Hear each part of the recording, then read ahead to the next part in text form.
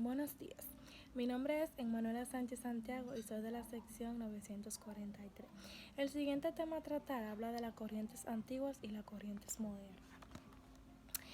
Empezamos. La corriente deportiva y la escuela gimnástica. A la primera mitad del siglo XIX nos encontramos con cuatro tendencias definidas que asignan a la actividad física con diferentes funciones. La corriente deportiva, la escuela alemana y la escuela sueca y la escuela francesa. Es preciso situar estos enfoques en el contexto social y en el cultural de la época. Una creciente insalubridad, aparición de las grandes urbes, masificación escolar, problemas postulares, etc. Primero, la corriente deportiva inglesa. Esta introduce los juegos deportivos en los colegios ingleses. Thomas Arnold, 1795-1842, considerado tradicionalmente como el iniciador de la corriente, aparte del resto de la educación física de tipo gimnástica, promueve el deporte, fruto de la progresividad, transformación de los juegos tradicionales. Su aparición en la escuela inglesa tuvo una fuerte función moralizadora. Arnold pretendía que el deporte canalizara la agresividad a los jóvenes mediante el control del tiempo libre y la reglamentación deportiva. Así hace surgir un concepto pedagógico relacionado con el juego deportivo.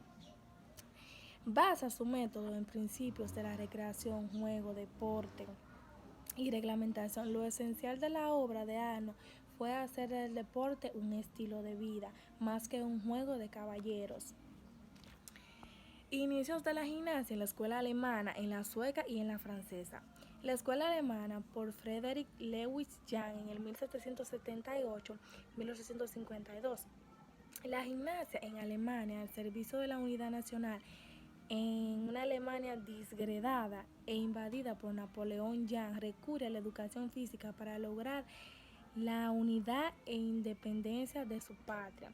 Así, la educación física tomó un carácter patriótico y nacionalista que contribuyó a la reconstrucción nacional.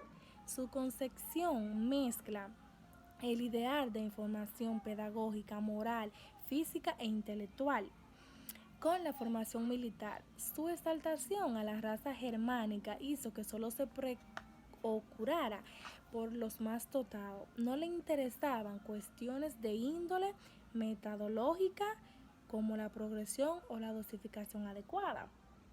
Ahora bien, ¿por qué? Porque promovía juegos que desarrollaban la capacidad de su sufrimiento y el espíritu del combate, competiciones, carreras, saltos y lucha, que incluían además aparatos que incrementaban el riesgo, barras, frijo, borro, barras paralelas, etc.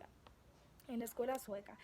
La escuela sueca, la gimnasia, el carácter analítico del movimiento. Por Peter Henry Lin en 1776-1839. Tuvo el mérito de introducir en la enseñanza el empleo de los ejercicios sistematizados, capaces de localizar el trabajo en determinados puntos. Dividió la gimnasia en cuatro ramas: pedagógica, militar, médica y estética. Este fue por Henry Lin en el 1820-1886. Los conceptos más o menos concretos y legados por P. H. Lin: sufrimiento, un proceso de reajuste y sistematización a manos de su hijo, el cual estableció una clasificación que perduró mucho tiempo sobre las tablas gimnásticas. La escuela francesa. La escuela francesa, la gimnasia en Francia, el carácter militar de la gimnasia. Por Francisco Amoros en el 1770-1848. Español instaura el primer método de educación física en España. Crea en Madrid el Instituto Gimnástico Pestalaciano. Huye a Francia al ser tachado de afrentado. Allí se le condecora y se le rinde honores. Es el fundador en Francia de instituciones que permitieron el desarrollo de la gimnástica. Su método pasó a ser el fundamento de la gimnasia moderna como militar.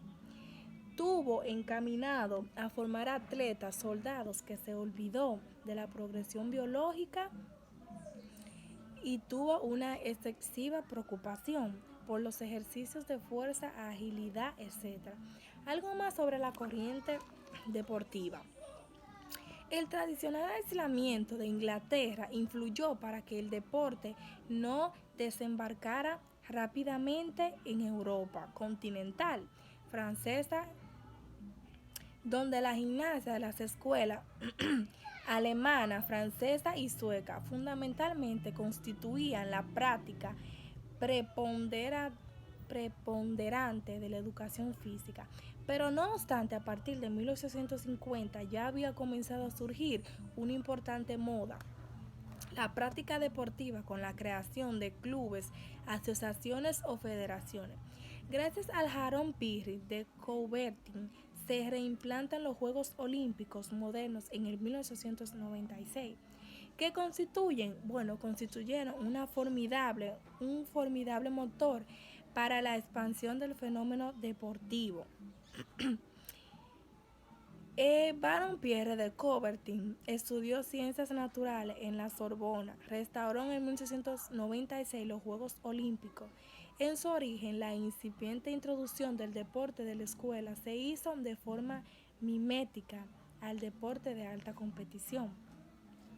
Se enfrentaban a la tradición histórica de la gimnasia sueca, pero los profesores de educación física buscaban nuevos contenidos más estimulantes para los niños. Por eso, durante las primeras décadas del siglo XX, el deporte se fue implantando como la reproducción de la física por excelencia. La espectacularidad, la representación de la física de las competiciones influyó como de forma determinante para su inclusión en las escuelas de los países europeos.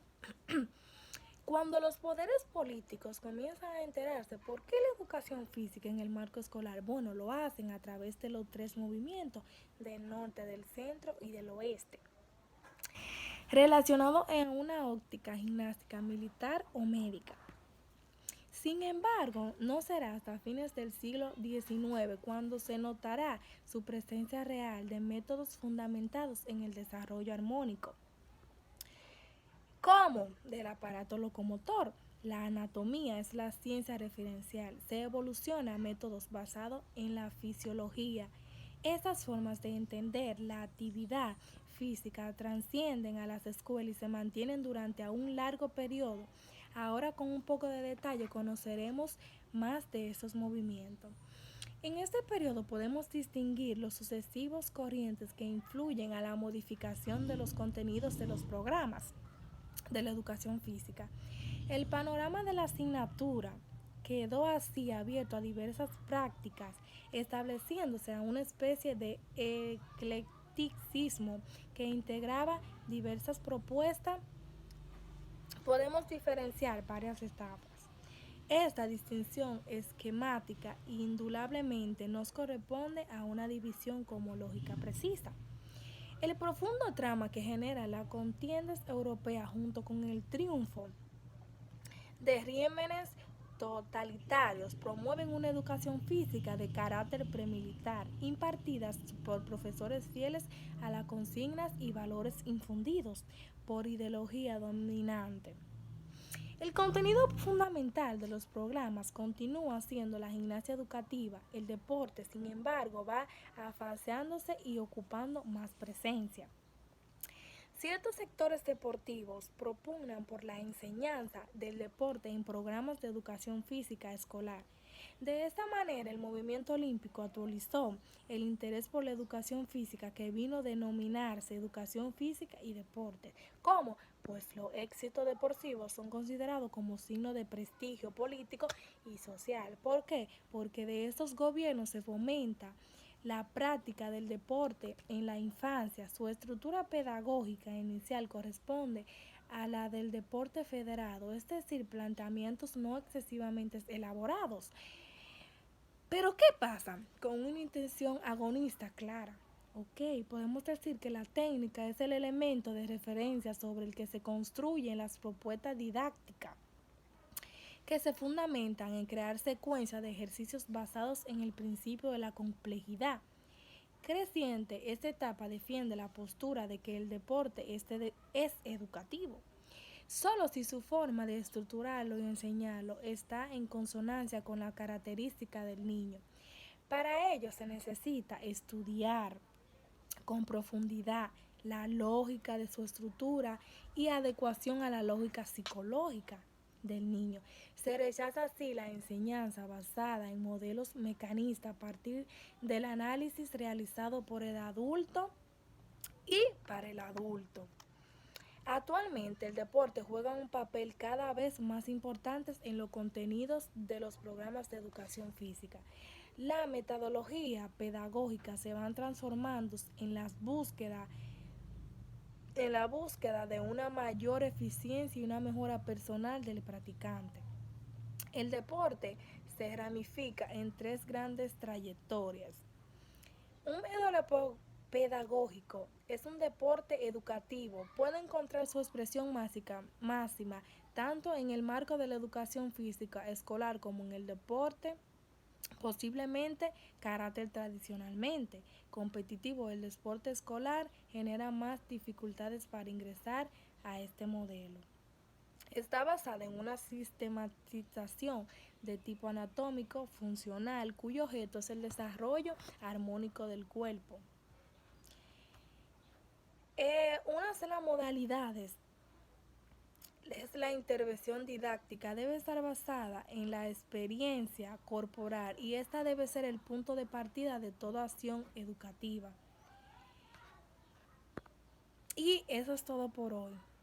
Muchas gracias.